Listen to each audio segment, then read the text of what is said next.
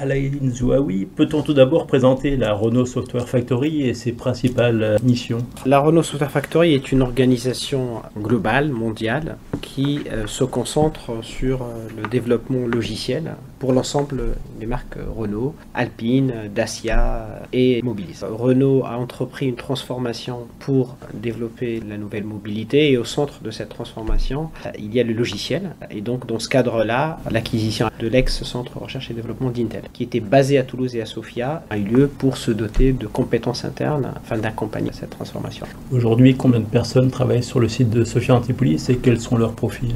Aujourd'hui, on est à peu près 200 personnes en interne, plus évidemment on anime un certain nombre de sous-traitants autour de nous. Au niveau des compétences, en fait ça touche à toutes les compétences logicielles dans le véhicule, donc d'abord l'architecture logicielle, ensuite le développement des services connectés, le développement des systèmes d'aide à la conduite, du châssis, du contrôle de l'habitacle, du multimédia et puis de l'intégration et de la vérification. Pour Renault, le véhicule du futur sera électrique, connecté et autonome. Quelles seront les principales avancées par rapport aux véhicules actuels?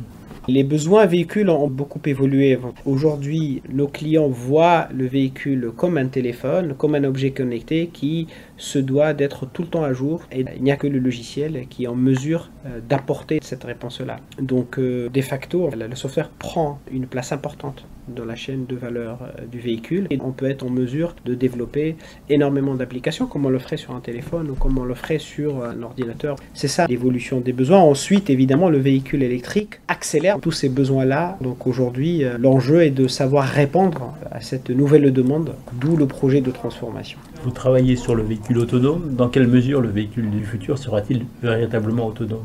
Le véhicule autonome, évidemment, c'est un sujet qui passionne technologiquement parlant tout le monde, mais d'abord, nous, on se concentre sur les aides à la conduite qui sont aujourd'hui une réalité, qui existent dans nos produits et qui vont continuer à s'améliorer pour apporter de plus en plus un sentiment de safety à nos clients avant de parler d'un véhicule complètement autonome qui arrivera dans un avenir très lointain. Quels sont les freins qui subsistent aujourd'hui pour le développement des véhicules autonomes? Alors, il y a plusieurs freins. Tout d'abord, il y a le business case. C'est bien beau de développer des véhicules autonomes, encore faut-il qu'on sache répondre à une demande marché aujourd'hui. Au-delà de l'innovation technologique, il faut d'abord qu'il y ait un cadre commercial qui tire cette fonctionnalité. Donc ça, c'est le premier frein. Le deuxième frein, il est aussi technologique. Faire un véhicule autonome qui sache gérer tous les cas de figure qui sont hyper complexes et hyper nombreux, ce n'est pas quelque chose de très simple. Il y a des technologies qui existent, on peut toujours faire fonctionner la technologie dans certains cas d'usage. Maintenant, le nombre de cas, il est infini quand même sur les routes. L'être humain aujourd'hui ne sait pas tout gérer, il y a malheureusement beaucoup d'accidents, beaucoup de mortalité encore sur les routes. Donc il faudrait que la technologie sache faire mieux, ce n'est pas quelque chose de simple. Troisième obstacle, il est réglementaire. Aujourd'hui, le permis de conduire, la réglementation, ne nous autorise pas à enlever les mains du volant, on doit être constamment vigilant sur la route. Donc il y a aussi un cadre législatif réglementaire à mettre en place pour qu'on sache utiliser ces objets-là. Déjà aujourd'hui, mais encore plus demain, le logiciel sera au cœur de la construction des véhicules avec le Software Defined Vehicle ou véhicule conçu autour du logiciel. Dans quelle manière l'apport des logiciels permettra-t-il d'améliorer l'expérience de conduite? Il y a plusieurs axes dans l'expérience de conduite. Il y a l'habitacle, il y a l'interaction avec le véhicule, il y a les systèmes d'aide à la conduite, les interactions avec le monde extérieur. Donc toutes ces fonctionnalités-là sont beaucoup plus simples à développer quand il s'agit d'un objet digital. La nature même du logiciel permet d'être plus rapide, de savoir rajouter plus efficacement du contenu sans avoir à s'atteler à une complexité physique. Ça ouvre en fait un champ des possibles très très large. Avec les ADAS, les aides à la conduite, dans quelle proportion les logiciels permettront-ils d'améliorer la sécurité? Alors tout d'abord, les ADAS, elles sont là pour réduire l'accidentologie, elles sont là pour aider le conducteur à utiliser son véhicule et aussi pour un confort de conduite. On s'imagine sur une autoroute, sur une distance très monotone, avoir des aides à la conduite où le véhicule prend une délégation, même si on reste responsable, décharge le conducteur de cette tâche, donc permet de réduire la fatigue et donc d'être plus vigilant sur la route. Donc d'abord et avant tout, le software ou les systèmes d'aide à la conduite sont là pour réduire l'accidentologie et donc rendre le véhicule plus sûr quand on le conduit. Dans le domaine des logiciels, Renault Group ne travaille pas de manière isolée. Avec ses partenaires, il vient de présenter lors de Viva Technologies un concept car H-First Vision qui donne une bonne idée du véhicule du futur. Quelles sont ses principales caractéristiques? Sa première caractéristique, c'est sa nouvelle architecture. Historiquement, on a commencé par des objets mécaniques, puis mécatroniques, puis électroniques, puis un peu de logiciel. Et puis on a fini avec un calculateur et un logiciel figé sur son hardware. C'est comme ça qu'on a commencé. Alors évidemment, ça a fonctionné pour les 2-3 premières fonctionnalités, mais au bout d'un moment, l'architecture est devenue très complexe. Donc beaucoup de câblage, beaucoup de calculateurs, beaucoup de pièces physiques. Et donc la première transformation, c'est entreprendre une nouvelle architecture qu'on appelle centralisée. Donc ça, c'est le premier pilier de ce qu'on appelle le Software Defined Vehicle, c'est-à-dire le véhicule, on peut le voir comme un ensemble de capteurs qui perçoivent l'environnement autour ou dans l'habitacle. Des calculateurs centralisés, on en aura principalement deux. Un pour tout ce qui est multimédia, connectivité, et un autre pour tout ce qui est véhicule, c'est-à-dire les systèmes d'aide à la conduite, l'habitacle, le contrôle châssis, donc deux gros HPC. Et puis des actionneurs, comme le frein, la direction, qui prennent en fait des ordres du cerveau central qu'on appelle nous HPC. Donc d'abord une architecture centralisée et évidemment de l'Ethernet pour fluidifier les communications. Donc tout d'abord, réduire considérablement le nombre de calculateurs et concentrer cela autour de systèmes on-chip très capacitaires pour venir héberger l'ensemble des fonctionnalités développées en software. Donc là, le premier axe, c'est une architecture centralisée.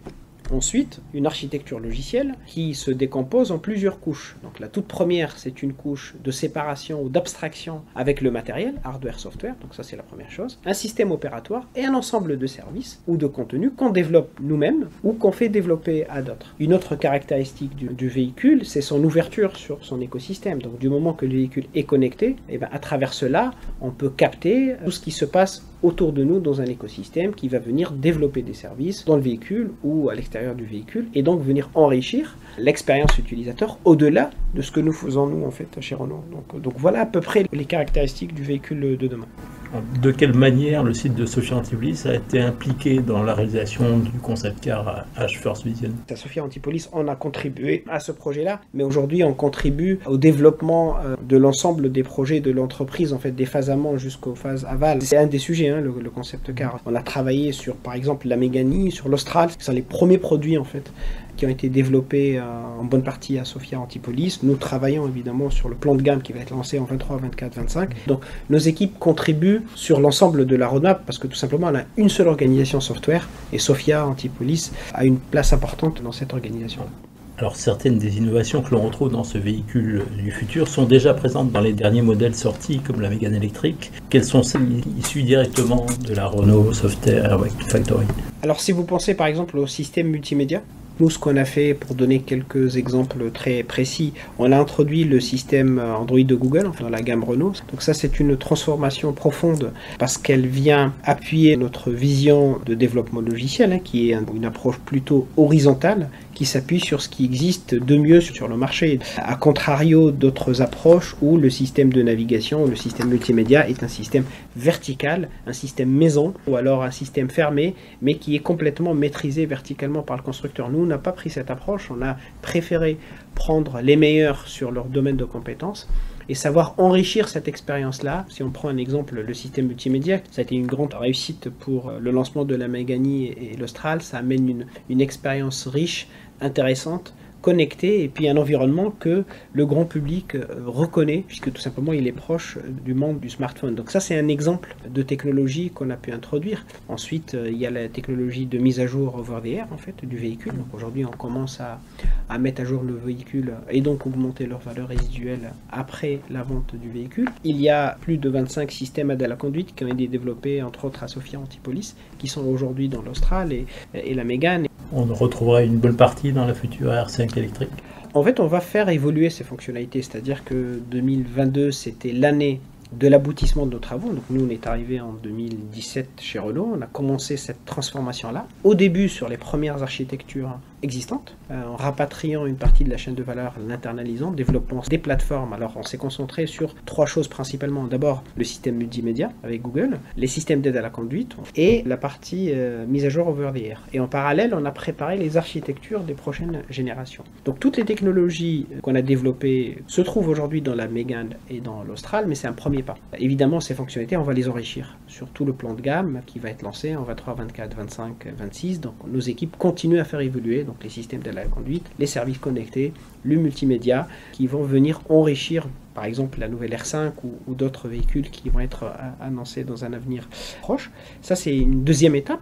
Ensuite, la troisième étape, c'est un peu la révolution, en fait. C'est le Software Defined Vehicle, parce que là, on vient casser complètement l'architecture du véhicule, la reprendre de fond en comble.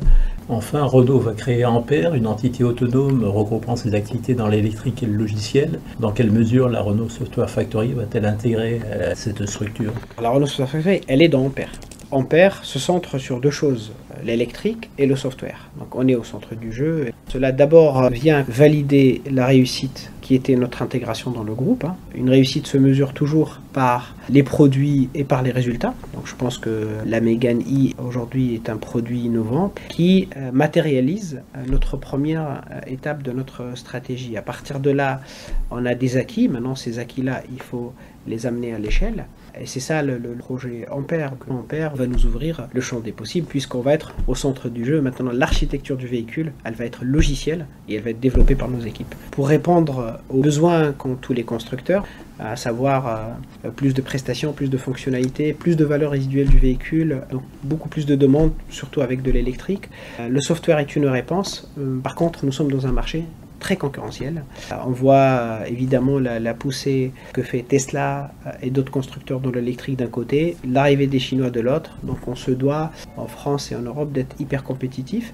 On pense avoir pris une approche différente de celle qui est prise par les autres constructeurs. Nous avons favorisé un modèle horizontal, un modèle ouvert, en s'inspirant beaucoup de ce qu'on a fait dans le passé chez Intel dans la téléphonie mobile. Nous voyons le véhicule comme étant un téléphone sur roue, et donc on a entrepris des approches très similaires en s'appuyant sur des partenaires clés comme Google, avec qui on a de très très bonnes relations depuis notre vie passée dans le smartphone. Et puis pour finir, ce modèle horizontal a une caractéristique importante qui est l'ouverture à l'écosystème, c'est-à-dire que on va encourager l'écosystème autour de nous, donc ça peut être l'écosystème de Sophia Antipolis, de Toulouse, de Paris, et après l'écosystème mondial, à venir développer, enrichir nos véhicules. Sur Sophia Antipolis, quels sont vos partenaires privilégiés? Alors nous en avons plusieurs. Tout d'abord, avec notre installation, nous avons fait venir des acteurs qui n'existaient pas avant. Donc dans le cadre des projets j'ai cité la Mégane et l'Austral. On a collaboré avec Hitachi qui a fait venir des ingénieurs depuis le Japon.